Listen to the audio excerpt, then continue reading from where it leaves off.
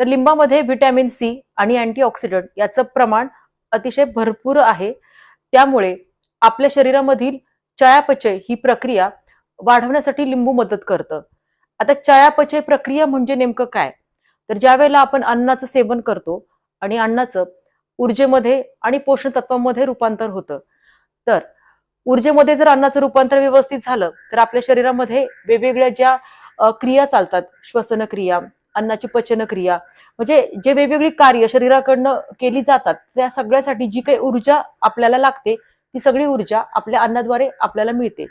तर ही ऊर्जा निर्माण करण्याची प्रक्रिया म्हणजेच चयापचय प्रक्रिया, म्हणजेच मेटाबॉलिझम आपल्याला इंग्लिशमध्ये आपण म्हणू शकतो. तर ही जी मेटाबॉलिझमची क्रिया वाढवण्यासाठी आपल्याला लिंबाचा रस म्हणजेच लिंबू मदत करतं. तर त्यामुळे ही क्रिया व्यवस्थित झाली तर पर्यायाने आपलं वजन देखील कमी होण्यासाठी मदत होते. आणि शरीरामधील जे काही टॉक्सिन्स आपले तयार होत असतात तर ते टॉक्सिन्स काढून टाकण्यासाठी देखील लिंबाचा रस अतिशय मदत करतो आणि त्यामुळे वजन कमी करण्याची प्रक्रिया सुलभ होते. आता हे झालं लिंबाचं महत्व. पण आता लिंबू आपल्याला घ्यायचं असेल तर ते कशा प्रमाणात आणि किती घ्यावं?